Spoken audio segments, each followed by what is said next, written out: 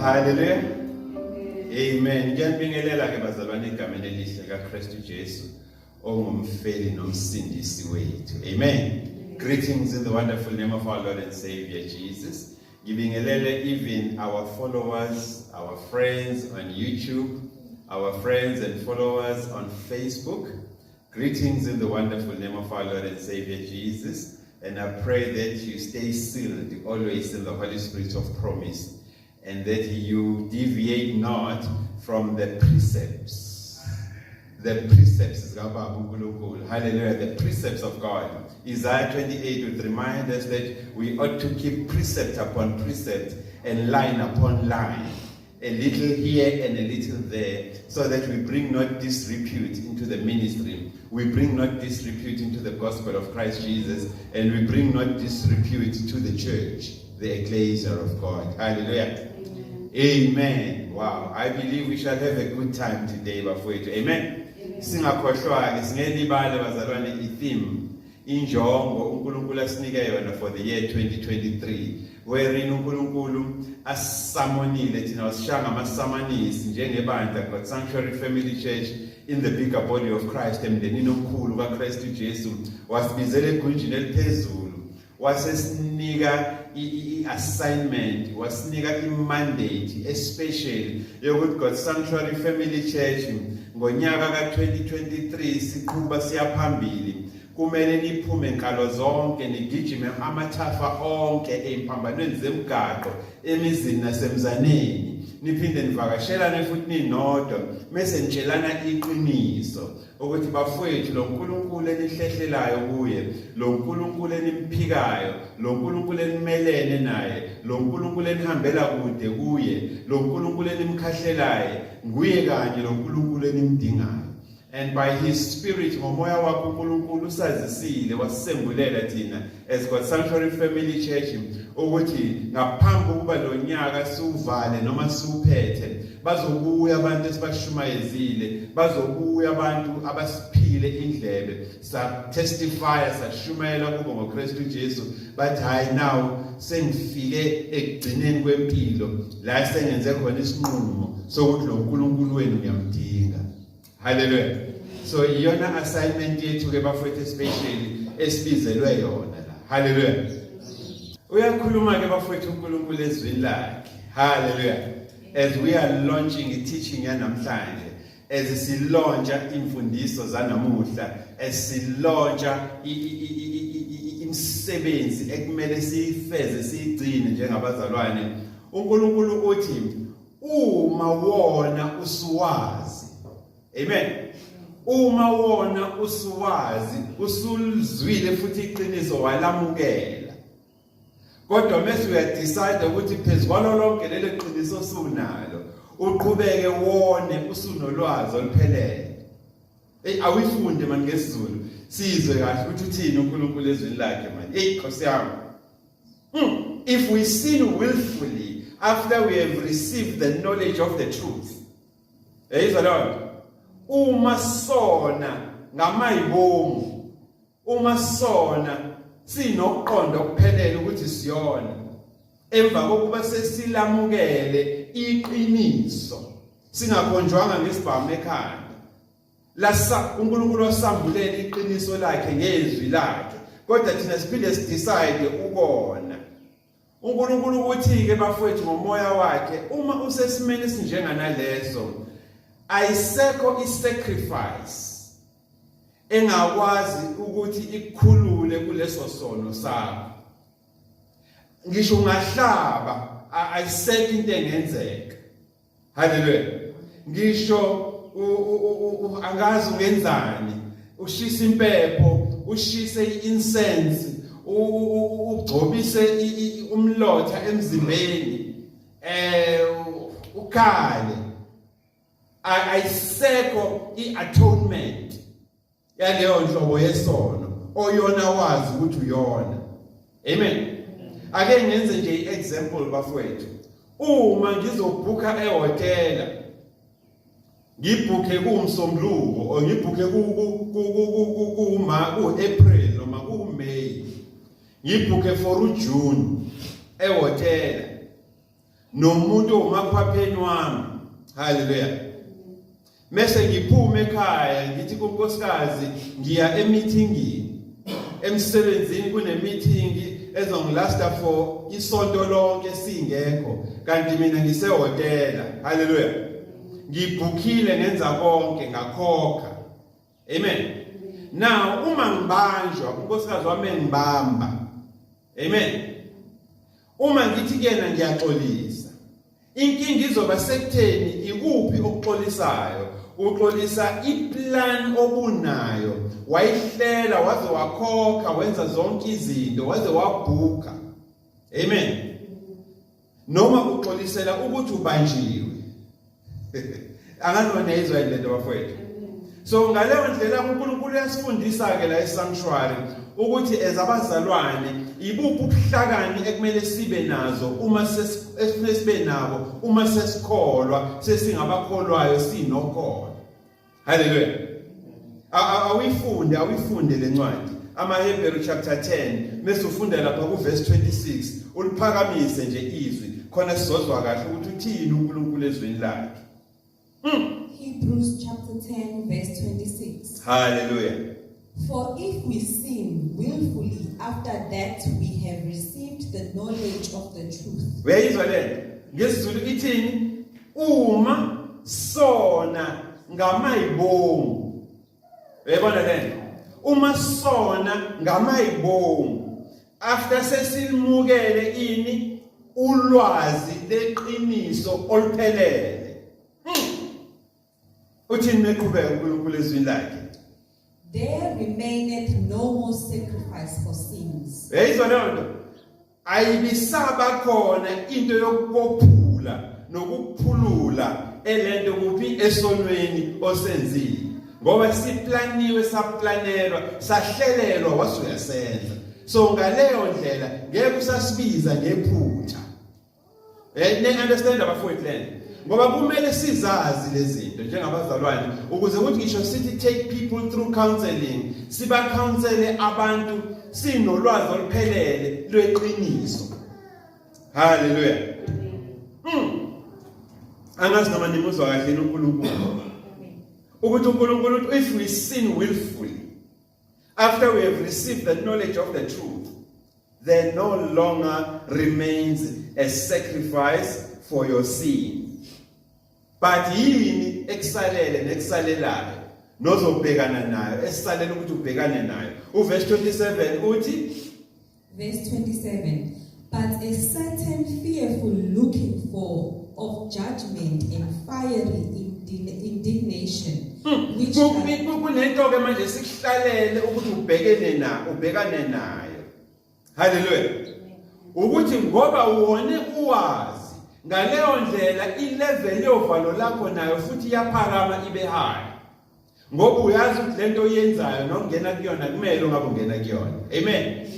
So ngaleyo ndlela usubhekene nenkunzi malanga ke yovalo wena. And then lolu valo obhekene nalo line expectation oyazi ukuthi mengibanjwa la ngizoshawa ngani ngejudgment. Hallelujah. Hey Nkosi yami. Ake sizwe ukuthi lesizulu lithini from verse 26 kuya 27. Ukuba uma sona ngamabomu emva kokuba sesamukele ukwazi kweqiniso. Uma sesona ngamabomu emva kokuba sesamukele ukwazi nolwazi leqiniso. Awusekho umnikelo ongengezona. Awusekho umnikelo ongawenza ukukophula kuphi kulesono senzile ngoba akuselona iphutha sekuyiplan. Kodwa ke kepha kuphela ukulindela okusabekayo ukulela umlilo oshisayo ozokuqeda amaphikankani. Yes. Into esikusaleleke wena yini? Umlilo wokwahlulelwa ngoba uyini wena usuyiphikankani. Hallelujah.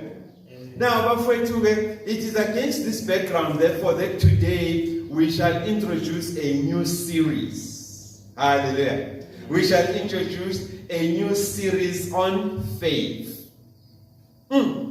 NgesiZulu sithi it is against this background that namuhla ke sizo introduce uchungechunge leimfundiso. Hallelujah.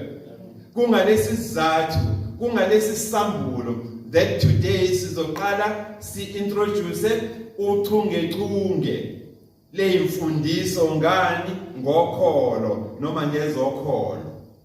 Hallelujah. So what we are saying is, we are saying it is against this background, therefore, which background? The background of the book of Hebrews chapter 10 verses 26 to 27, that today we shall introduce a series of teachings on faith.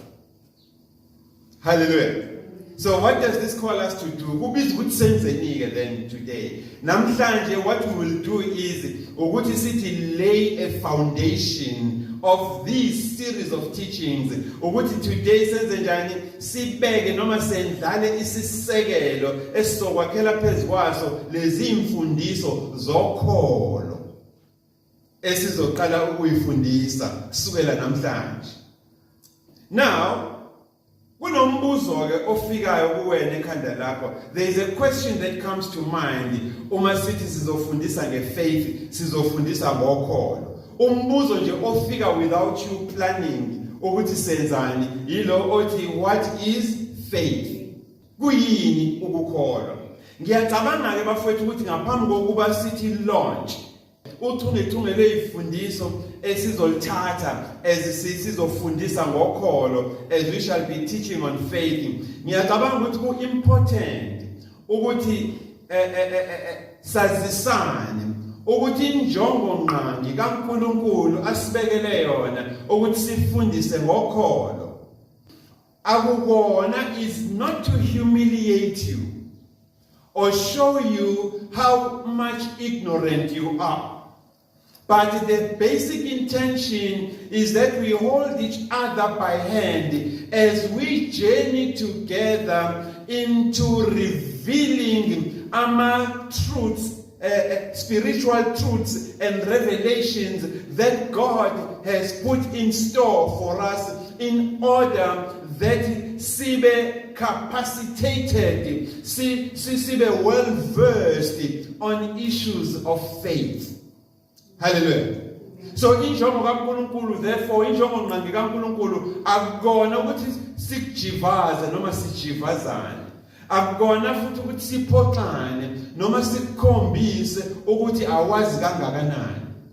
Hallelujah. Kodwa injongo kaNkulunkulu o injongo nqangi uNkulunkulu asibekele yona ngalolu chungechunge lweyifundiso on faith ngozokholo ukuthi sithi walk together, sibambane ngezandla, sihambisane ndawonye as sihamba lendlela yethu yokusearcha sibheka iqiniso. Hallelujah. Spiritual truths, amaqiniso akwamoya namaqiniso ezambulo uNkulunkulu asibekelele wona ukuze sibe abazalwane ababalance. Hallelujah. Hayi abazalwane abawosimuka nandwendwe ukuthi noma yipi philosophy eqhamukayo usuyayithatha ugijima nayo, ungenayo isubstance, ungena content, ungenayo inhlesa yalento ukuthi isukahle. Hallelujah. So ngiyacabanga ukuthi kuhle ukuthi sazisane ukuze ukuthi noma kukhona izinto esishoyo obucabanga ukuthi uyazazi kodwa udiscover ukuthi ngokwezwi lezi zinto zaziyo azikho ezwini, ungaphatheki kabi ukuthi awusenibukisa ngami ngoba ngingazi. Amen. Yazi ukuthi sonke njengoba sila sihamba ndawonye, we on a spiritual journey towards spiritual truths and revelations that uNkulunkulu afuna siwazi siwaqonde ukuze ukuthi mesiphuma siyofundisa abantu ngokholo sazi ukuthi abantu sibafundisa ini, kanjalo uma benemibuzo sikwazi futhi ukubaphendula. Hallelujah. Usuyasuka ke ushikashika bafowethu. I-foundation yiyo ke lesesiqalile manje nesiqalayo ukuyibeka. Ngamafishane ukube sikhuluma isiZulu sasemgaqweni ngabe sithi walala wasala. Hallelujah. Now incwadi ke bafowethu uNkulunkulu asibizele kuyona ukuthi as silauncha lezi izifundo lolu chungechunge lwezifunde zokholo ukuthi sisebenzise incwadi yamaHebheru. Hallelujah. Now Sifundisiwe ke thina bafowethu esanctuary kuleli bandla. As we sit in the upper room, uma sihlezi equnjini eliphezulu, no Holy Spirit, Jehovah again, the set apart spirit, umoya ongcwele. Usambulele ke thina njengebandla ukuthi bazalwane base sanctuary in the bigger body of Christ. If I direct you into the book of Hebrews, it is because my intention is to teach you something. Hallelujah. And what is it that you want to teach us? It is because the book of Hebrews addresses both doctrine and Christian duty. Hallelujah. uNkulunkulu ke bafethu mesibizela noma esidirector to incwadi yabaseHebheru ingoba usuke efuna ukuaddressa uyabona leyo nto usuke efuna ukuaddressa idoctrine izimfundiso zobuKristu plus Christian duties nemisebenzi yokukholwa neyokholwa ngaleyo ndlela uma umzalwane ongayazi idoctrine yobuKristu meaning ongazazi izimfundiso zobuKristu and Christian duties nemisebenzi ekumele ukuthi uyenze incwadi yamaHebheru yona incwadi uNkulunkulu ayabele thina ukuthi siyisebenzise ukuze asambulele ukuthi iyiphi doctrine yiziphi imfundiso njengabazalwane ekufuneka siyibambe njengezikhali zamantuba iyiphi futhi imisebenzi yobuzalwane ekumele ebhekekele ukuthi siyenze njengabazalwane. Hallelujah. Ingakho ke nami bafowethu ngoNathi wakaThwala ngisabelile obizweni lami lokufundisa. Amen. Ukuthi ngize ngizofeza kini lemisebenzi uNkulunkulu afisa siyazi. Hallelujah. uNkulunkulu umbizile ke bafowethu namhlanje ukuthi as we introduce uchungechunge lezifundiso zokholo siqale ke ngokuthi siyibeke le foundation ngokuthi nginike lezi izathu uNkulunkulu afuna nizazi usinike uNkulunkulu izathu ezintathu engitheme ngisabela nami kuthiwa nathi uyabizwa egunjini eliphezulu ukuthi uzonikwa imandate neinstruction uzonikezwa imandate yokuthi uyofundisa ngani ngokholo faith. Hallelujah. So uNkulunkulu uthekeke nathi in your calling on this series of teachings on faith, my intention to use you is that you go to my people uyakubantu bami and lay a very strong foundation yokholo labo of their faith in Christ Jesus uKristu uJesu. Hallelujah. So ngibiziwe ngasabela ke nami uNkulunkulu wangibona ngifanelekile ukuthi angangisebenzisa ukuthi ngize ngizokwakha lesisekelo esi-strong. Yabona yithi lay this strong foundation sokholo lakho kuKristu uJesu.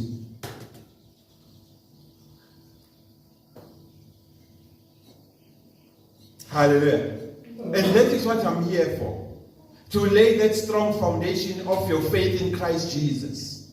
Amen. Amen. That umazi uKristu Jesu njengomesiya. Umazi uKristu Jesu njengomsindisi. Amen. Siyavumelana bafowethu. Okwesibili engitheme ngisabela nami obizweni lami lokufundisa njengomfundisi ukuthi ngize ngizokufeza kule miyalelo emithathu uNkulunkulu anginike yona ukuthi ngize kinina to awaken your spirit. So I am here ukuzonivusa emoyeni yenu umoya ophefumulelwe uNkulunkulu Baba kinina ukuthi uKristu Jesu ningamazi nje kuphela as a wonderful savior njengomsindisi omangazayo. Hallelujah. But ni graduate ekumazini njengomsindisi omangazayo and graduate into knowing uKristu Jesu as a sovereign God. Hallelujah. Nimazi njengenkosi nombusi wababusi. Hallelujah. Nimazi uKristu Jesu njengombusi wababusi, a sovereign God. And lokhu uNkulunkulu sigayidile ngomoya wakhe ukuthi when we know Christ beyond him being a wonderful savior but as a sovereign God, funeke simazi as a sovereign God in his person as a person. Yabona? Nimazi njengombusi wababusi yena uqobo in person. Hallelujah. Niphinde futhi nimazi as a sovereign God ngokwemisebenzi yakhe in works. Ukuthi imisebenzi yakhe ayiqhathaniseki neyomuntu osenyameni. Hallelujah. Inomahluko. It shows that there is something about him that links him to God the Father. Kunento ekuye nengaye ulibo olumhlanganisa nobani nobaba uNkulunkulu. Kune DNA erana kuyena. Amen.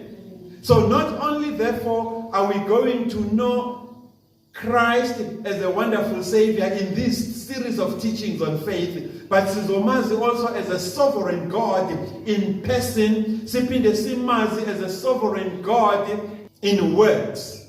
Hallelujah. Simazi as a sovereign God in works, siphinde futhi simazi as a sovereign God in lifestyle. So sizomazi njengombusi wababusi yena uqobo, simazi njengombusi wababusi ngokwemisebenzi yakhe, siphinde simazi njengombusi wababusi ulibo mpilo lethu lasekholweni nalokholo. Now remember, ulibo mpilo lobuKristu yilona elizala leli gama elithi wena umzalwane uyikholo.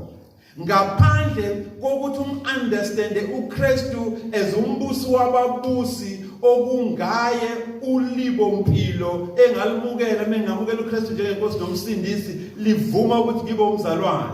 Ngeke sibize ngomzalwane ungakamamukeli uKristu njengani njengenkosi nomsindisi wakho. Hallelujah. Engimemeza ke bafowethu uNkulunkulu emaqaqasini nami ngihambela kona ngisabela ngokubizo lami lokufundisa uthe uNkulunkulu angize ke namhlanje bafowethu as we lay foundation sakha isisekelo sochungechunge loyifundiso zokholo ukuthi nginethule introduce you. Yes. Hallelujah. Yeah, kufanele nginethule to introduce you. Umuntu uma introducer uyamethula angithi. Wow, oh, this is good. Hallelujah. So, ungibizile kuJehova ukuthi ngize kinina ngizonethula. Ngithi introduce you to the power of vision and the prophetic. Nginethule emandleni oMbono namandla esiprofeto nokuProfetha. Hallelujah. Okusho ukuthi ngamafishane uma siqala loluchungechunge lezifundiso zokholo sizothi siqambe siqeda ukuyifundisa nina ngabanye nizobe senikwazi ukuoperate emandleni oMbono nasemandleni okuProfetha. Hallelujah. Ngeke nisahamba niyokhokha nikhokhela abantu nifuna ukuprofethwa. Hallelujah. Kodwa nina nizobe seni-operate emandleni oMbono. uNkulunkulu uzonika imbono, visions, whether nilele noma niyawalka noma uhlezi wedwa uthule. Hallelujah. uNkulunkulu uzokuvakashela afika kunika ama-visions azokudida bawena uzube novalo ube nenyama yenkukhu uthoreba namaphifu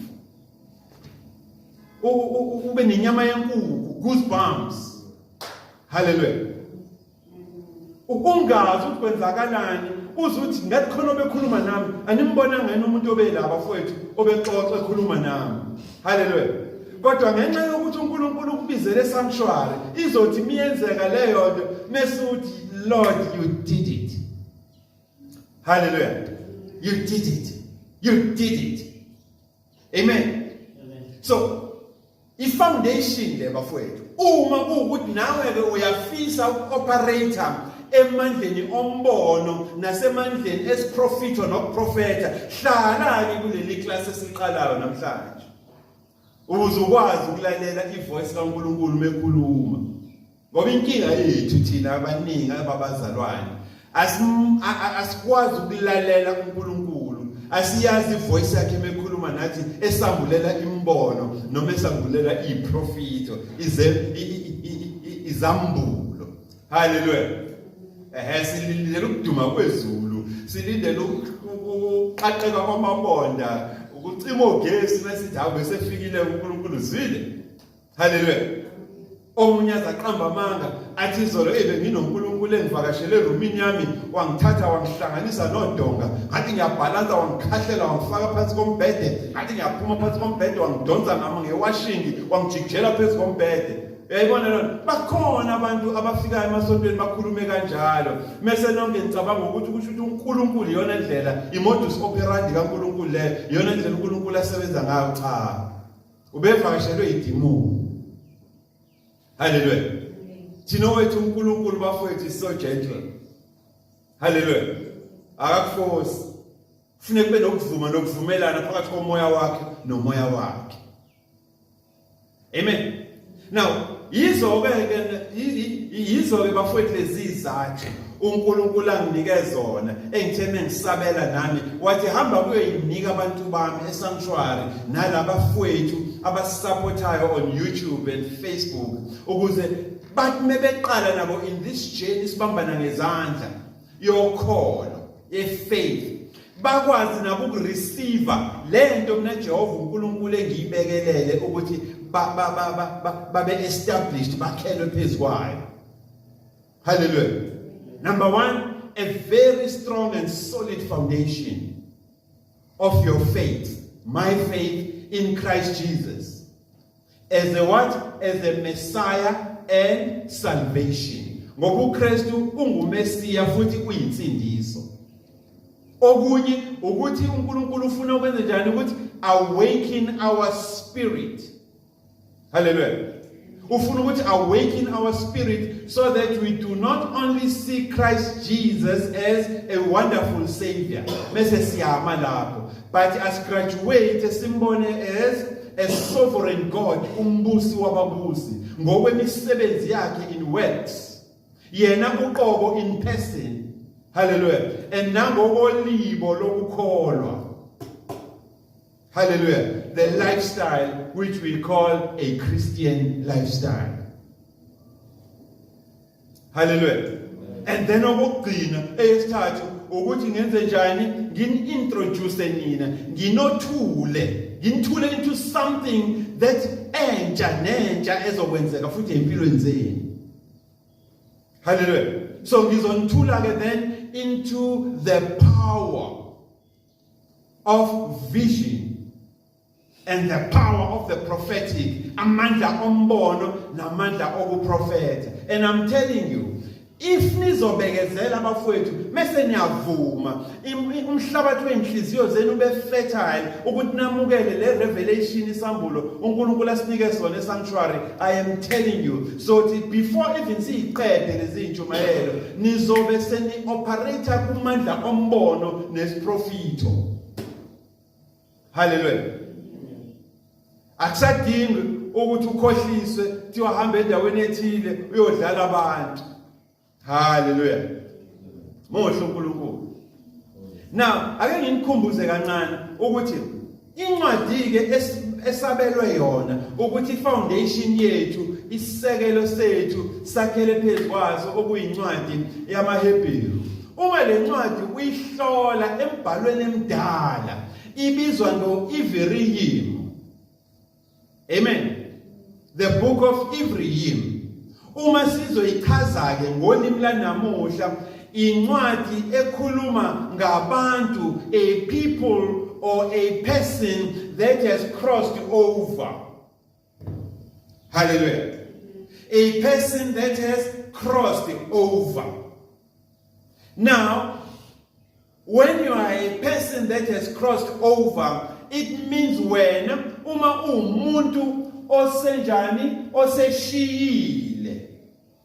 Ngoba mu crosser over uyayijomba izinto uyishiye mase uthi hey bengikade ngilapha madoda kazi bengiphila kanjani ngingakali receive ngingakalithola iqiniso. Hallelujah. Amen.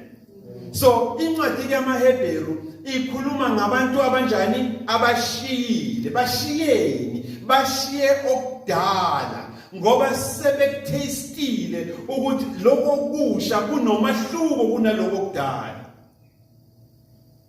Hallelujah.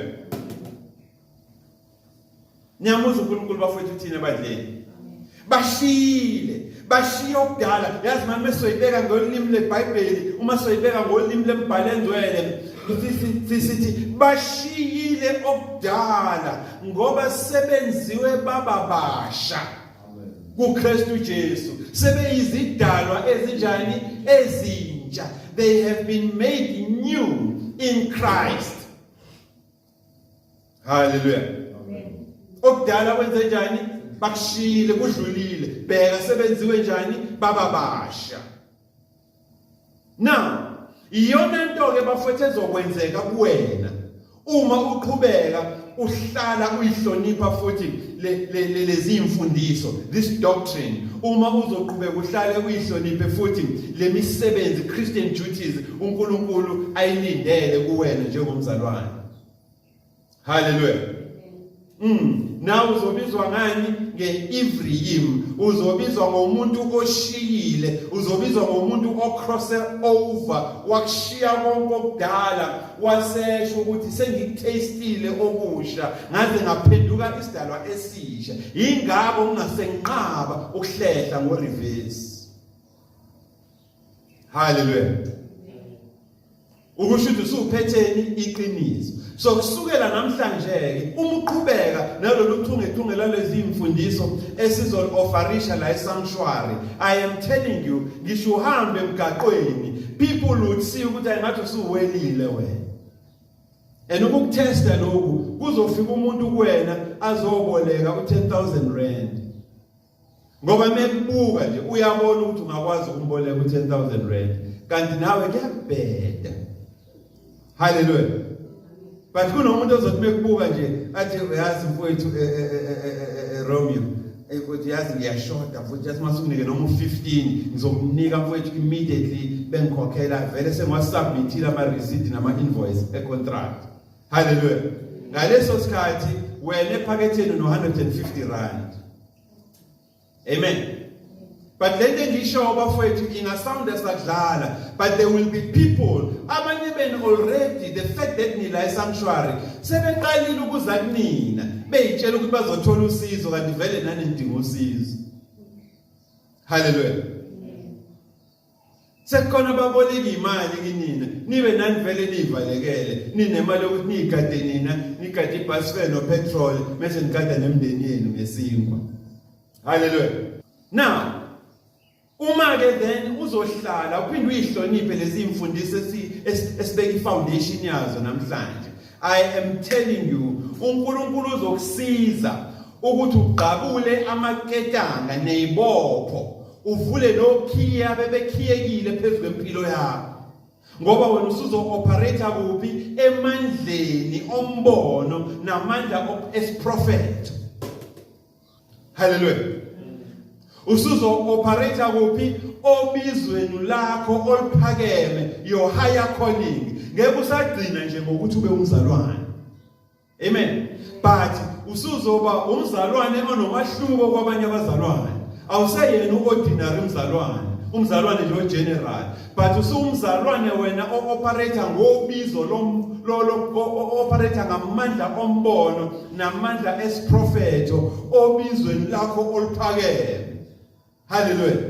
bakhona bazocomplaina bajazi usanda ukufika kodwa bafile ngathi usuyabadlula kanti ingoba wena you availed yourself. Hallelujah. You availed yourselves to ama-teachings uNkulunkulu awabeke kuphi encwadini yamaHebheru azokwenza uqondastande izimfundiso zobuKristu kanye nemisebenzi yobuKristu yokholo. Hallelujah. uNkulunkulu yakhuluma ke ebandleni ngomoya wakhe bafowethu. Uma ufuna ukuyikholwa kahle lento engishoyo, maybe ungaya encwadini yabaseFilipi. Amen. Ukuhlola ukuthi ngempela ngizokwazi yini nami njengoba nje nguntokozo ukuthi hey madoda ke operate emandleni oMbono njengoba ngunhlaka ke operate nje nami emandleni esiProfetha. Hey Nkosi yami ukuze nami ugcwaliseke ubizo lami oluphakeme uNkulunkulu angilethele lona kulomhlaba. Ngoba today sizoqala iseries ezokusiza futhi ukuthi wazi ukuthi uzokwenzani la emhlabeni. Hallelujah.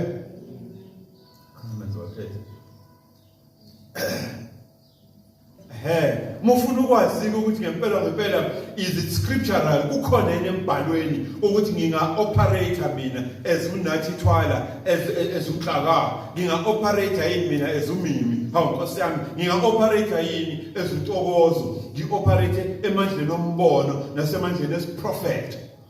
Hallelujah. Ukuze kugcwaliseke ini ubizo lami oluphakeme uNkulunkulu angibekele lona la emhlabeni. Uthini uNkulunkulu ngoPawulo encwadini yabaseFilipi. Hallelujah. Chapter 3.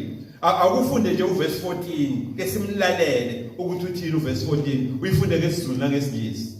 I press toward the mark for the prize of the high. Awuyifunde uphakamisa ivoice ukhombisa ukuthi manje nawe usuyalangazelela ukoperate emandleni oMbono nasemandleni esiProfetha ukuze ukwazi ukumukela uwazi futhi higher calling yakho ubizo lakho oluphezulu. Awuyifunde nje manje ngisho usathana gudluke mufunde. I press toward the mark for the prize. There's something about your mic. Mhlambe ikude noma inje kanjani? Awuyisondeze kahle. Hallelujah. Asuka madodana. Zasha. I press toward the mark for the prize of the high calling of God in Christ Jesus. Hallelujah. Awuyiphinde leyo part. I press toward the mark for the prize of the high calling of God in Christ Jesus. Awuyibize wena ke ngegama manje uthi mina Ntokozo. I Ntokozo Yes. press toward the mark for the prize of the high calling of God in Christ Jesus. Wow, kungani wenza kanjalo wena Ntokozo? Awufunda uverse 12 no13 ukuze sazi ukuthi uyenzelani lento. Verse 12. Not as though I had wait. Niyamuzwa uthini bafowethu? Uthi reason why I'm pressing towards the mark of my higher calling into God in Christ Jesus. Yingoba verse 12 it is because not as though I had already attained, either were already perfect. I have arrived. Noma sengikwazile ukwenza ukuthi ngigcwaliswe. Nami ngisekwijeni njengani. Akuqhubeke sizwe. But I follow after, if that I may apprehend that for which also I am apprehended of Christ Jesus. Neza bafowethu, kodwa into ebanguthi ngenze kanjeni, it is because I'm laying hold, ngibambelele kuloko okwendlalelwe mina uKristu Jesu. Yayibona? Awuqhubeke sizwe. Verse 13.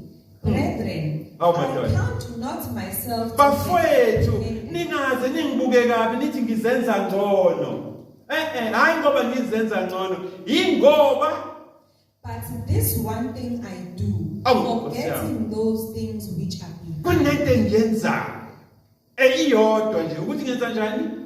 Forgetting those things which are behind. Ngiyini mina Ephraim, ngile nhlobo esikrosse over, ngile nhlobo esishile okudala. Sengizodila nani nezinto ezintsha in the newness of my walk with Christ. Sengizodila nanezinto zami ezintsha ebusheni bempilo esengiyikhethile kubani? KuKristu Jesu. Awushaye ngesizulu mfowethu.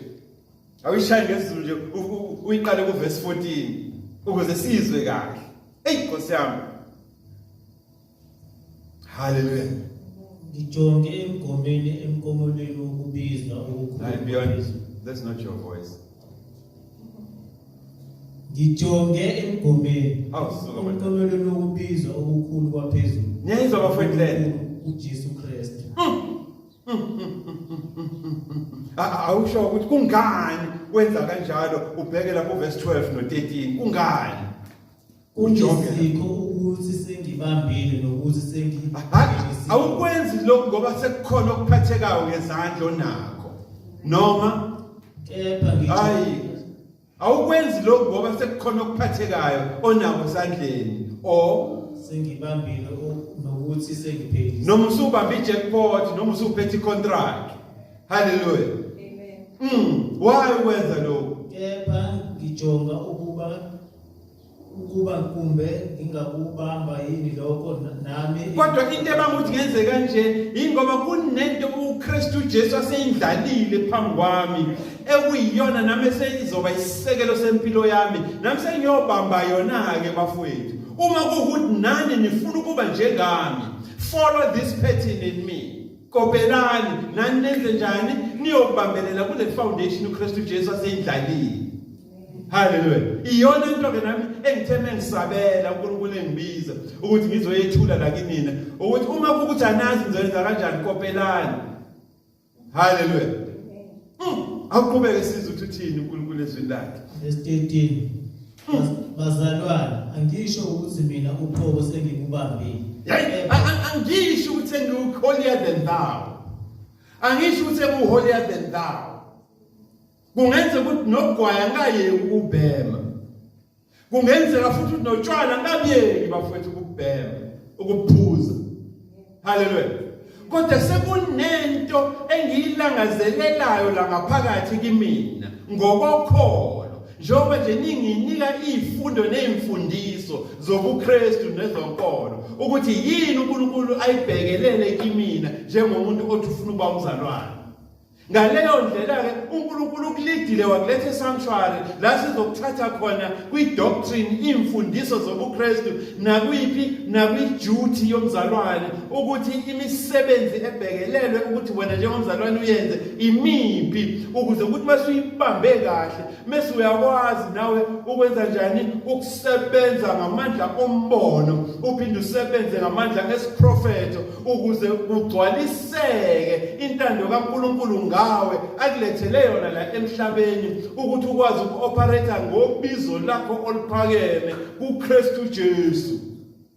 uNkulunkulu akubizele lona. Hallelujah. Elokho awukwenzi ngokuthi uhlakaniphile.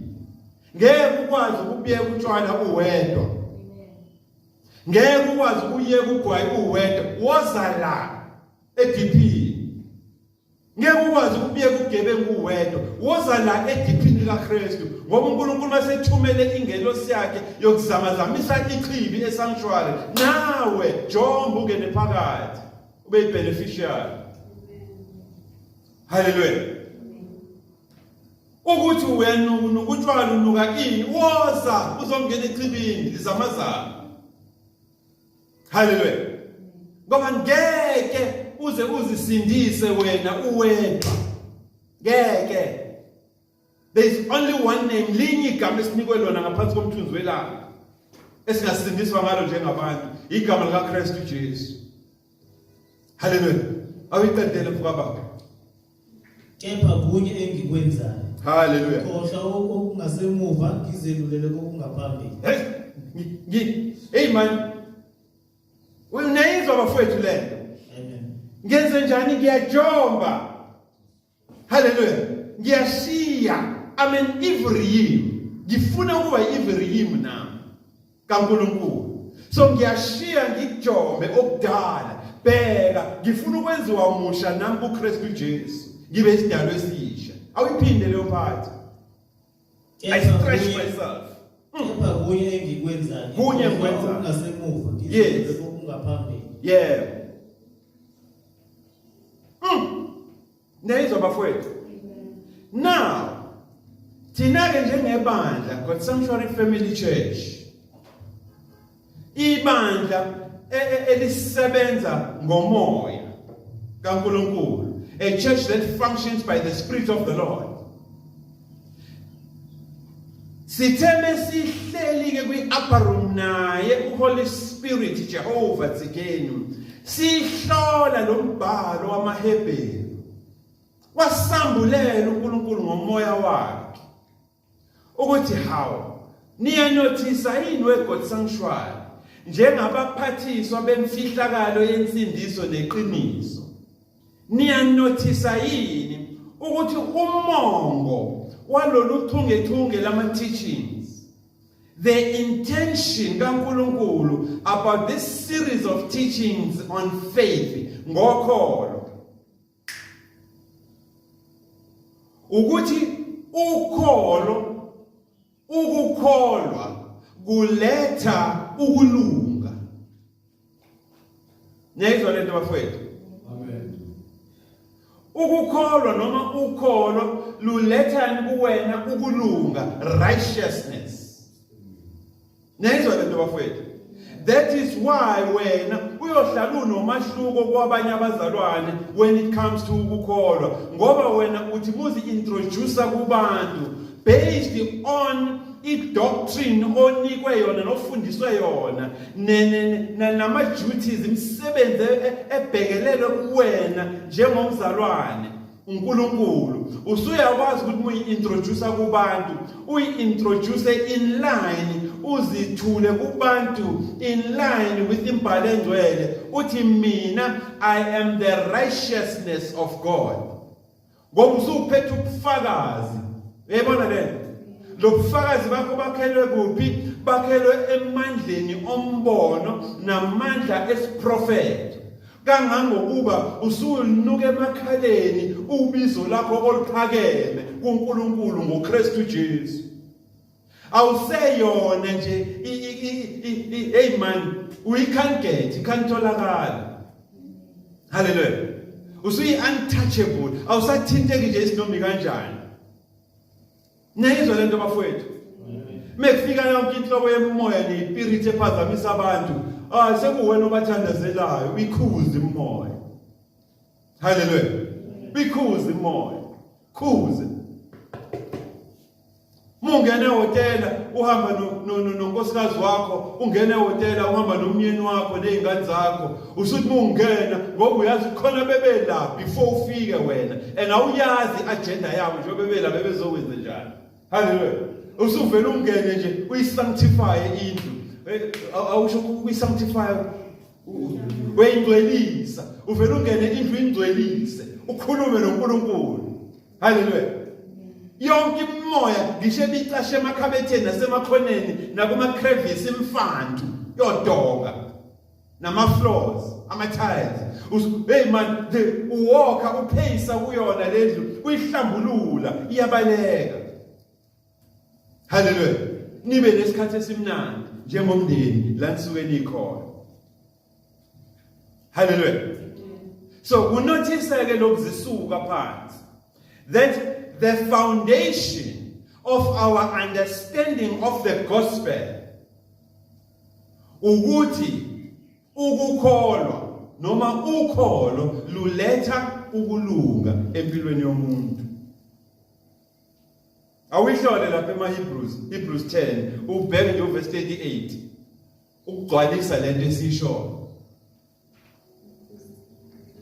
Hebrews 10 verse 38. Hebrews 10 verse 38. Now the just shall live by faith, but if any man draw back, my soul shall have no pleasure in him. Wait a minute. Niyamuza uNkulunkulu uthini ebandleni? Esakha lesisekelo bafowethu sokholo. uNkulunkulu uthi the just, the righteous. Nezwa lento, abalungileyo, meaning asebekholwa ngoba ukukholwa kuletha ukulunga. Bayophila ngani? They shall live by faith. bayophila ngani ngokukholwa. Ngiyakuthi siyakhona ekuphenduleni lo mbuzo esihlontshe phezwayo ukuthi kuyini ukukholwa? What is faith? Hallelujah. Awifunde ngesizulu mfowethu sizwe. Kepha olungileyo wami uyakuphila ngokukholwa. Kepha uma uhlehla nyovane umphefumulo wami awunako ukuthokoza ngaye. Hallelujah. Uthini uNkulunkulu la ngesizulu esizwakalayo? uNkulunkulu uthi yazini ke lokhu masanctuary amahle bazalwane. Yazini lokhu ukuthi olungileyo wami, ngiyacabanga ukuthi ngichaza kahle bafowethu. Olungileyo wami uyakuphila ngokukholwa. Na olungileyo kabani kaNkulunkulu uyakuphila ngokukholwa kubani kuNkulunkulu. Hallelujah. Ngiyacabanga bafowethu ukuthi kuyacaca esizovala manje ukuze ningabi loaded ngezinto eziningi at once. Hallelujah. Ngiyacabanga kuzosiza ukuthi siyiconclude kahle lento manje esizovala ukuthi kuyaqinisa, it confirms therefore ukuthi ngokwezimfundiso zokholo nangokwemisebenzi yokholwayo ukulungiswa kwami nokulungisiswa kwami, Nkosi yami, ngiyathemba bafethu ukuthi niyangizwa. In preparation as ngilungisiswa ukuthi ngibe yini Ephraim, a person oseshile who crossed over washiya okudala bheka useyisidalwa esisha kuKristu Jesu usesebenza emandleni oMbono aphinda asebenze emandleni esiprofetho ukuze kugcwaliseke ubizo lakho oluphakeme. Incwadi yamaHebheru is very important, ibalulekile ebandleni. Noma bekhona abazoqhamuka bantshele ukuthi ngoba bona baye emakolesha amakhulu ukuthi incwadi yamaHebheru akwaziwa kahle kahle ukuthi ibhalwe ubani nokuthi imi kanjani.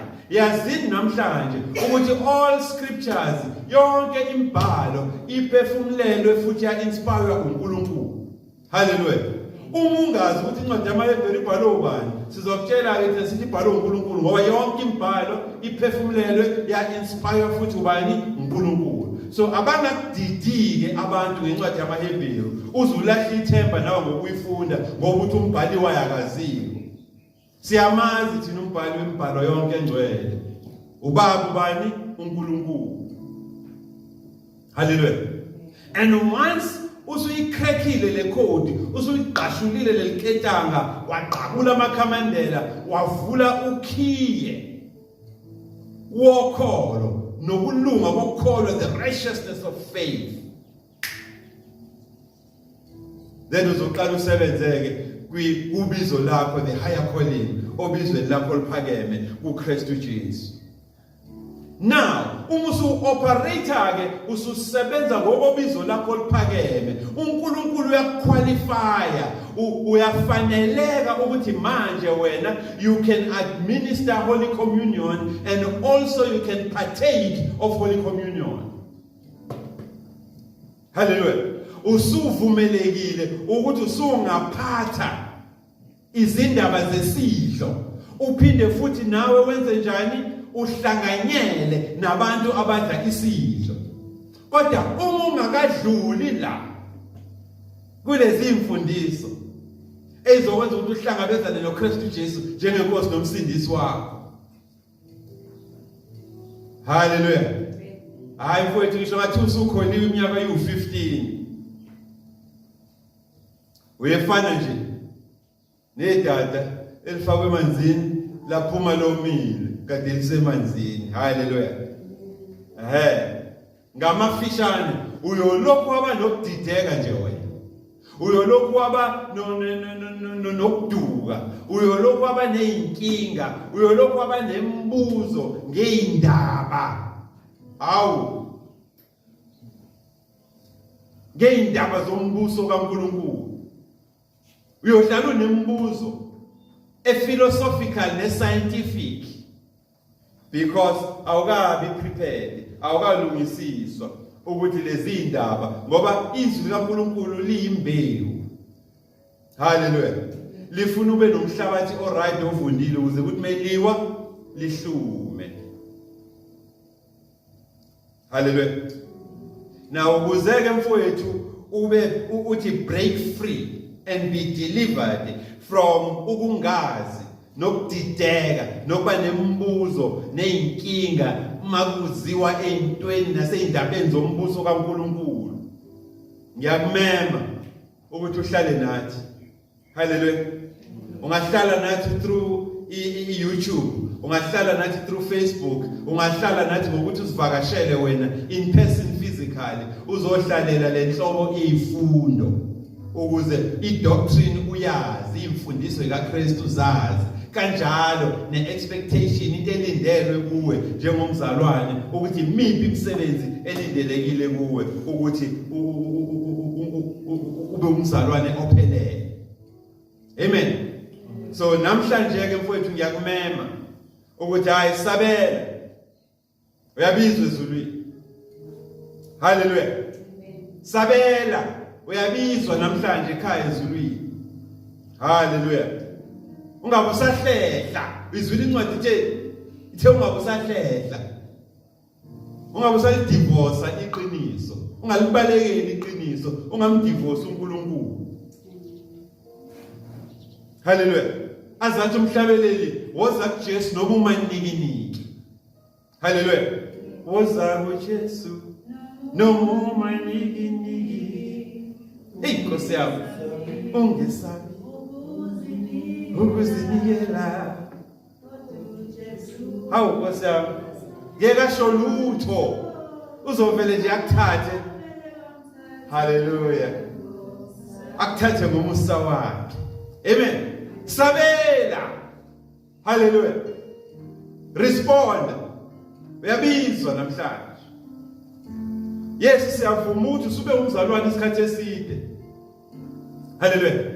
Usube umzalwane isikhathi eside, but namhlanje uNkulunkulu ukhuluma nawe ngqo directly. Ungabaleki, sabela. Mamukele uKristu Jesu njengenkosi nomsindisi wakho. Hallelujah. Vume futhi ukuthi wena ubhabhadiswe. Do not neglect salvation. Hallelujah. Ungadikibali. Ungadeli ukusindiswa. Insindiso ayibe lifestyle yakho. Hallelujah. uNkulunkulu ufuna ukukunika iSabbath rest, ufuna ukukunika isabatha lakho lokuphumula. Sabela that you may experience ukuze nawe wothulwe akwethule esabatheni lakhe lokuphumula. Hallelujah. uNkulunkulu lenzile isabatha ukuthi nawe likwanele ngoKristu Jesu. Amen. Nqaba ungavumi ukuhlehla. Amen. Masulizwile iqiniso libambe. Press on to that which Christ has laid hold for you. Bambelela kule foundation uJesu Kristu akwendlalele yona. Konke count it dung, count it rubbish. Hallelujah. And press on.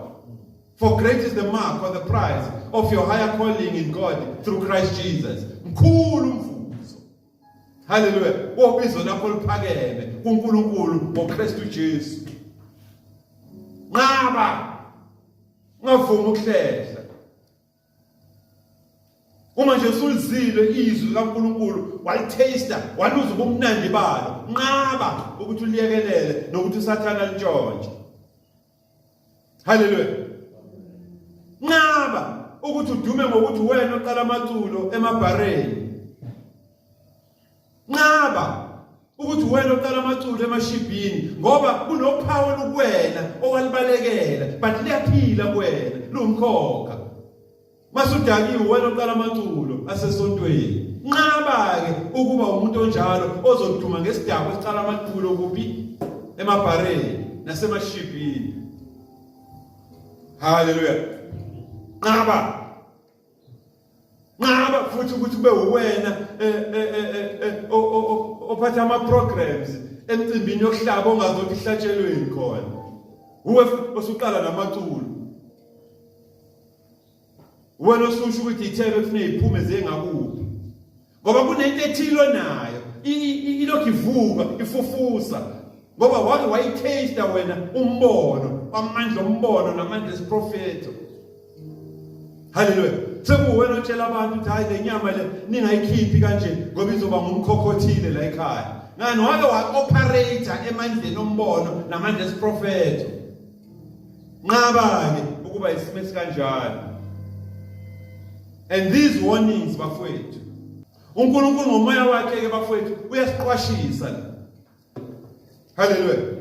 Ukuthi le ndlela esiqwashisa ngayo iza ngani? Iza ngokuthi wena wazi imfundiso zobuKristu uphinde wazi futhi nemisebenzi yobuKristu. Hallelujah. Yona introduction ke bafowethu yethu le. Esizothi mesihlangana next week sesilauncha ke futhi silaunchele phezukwayo. Hallelujah. uNkulunkulu anibusise bafowethu. Anibophe ngebhande lakhe likamoya. Hallelujah. Athi make fertile the soul of your spirit. Enze ibe fertile isoul yespirit iseni ukuze uNkulunkulu mehlisa imbewu yezilakhe ingantshontshwa inyoni zezulu. Ingantshontshwa amaqili. But imile kinina ukuze nikhule eqinisweni lokumazi uNkulunkulu. Hallelujah. Stay sealed always in the Holy Spirit of promise. Siphinde sihlangane again eindabeni zani zokholo. Luyini ukholo? What is faith? Uma ufuna ukwazi ukuthi what is faith, then uzo-operate kuphi? Emandleni oMbono nasemandleni esiProfetha bese uNkulunkulu egcwalisa kuwo ubizo lakho oluphakeme kuKristu Jesu. Hallelujah. I love you with the love of Christ Jesus. Ungasali ngaphandle. Ungasali ngaphandle. Uma ungafuna ungasali ngaphandle sukuma ucule kanye nami. Hallelujah. Uma ungafuna ukusala ungasali ngaphandle ima ngeenyawo sicule manje. Hallelujah. Sithi hlala ohlala nami lishoni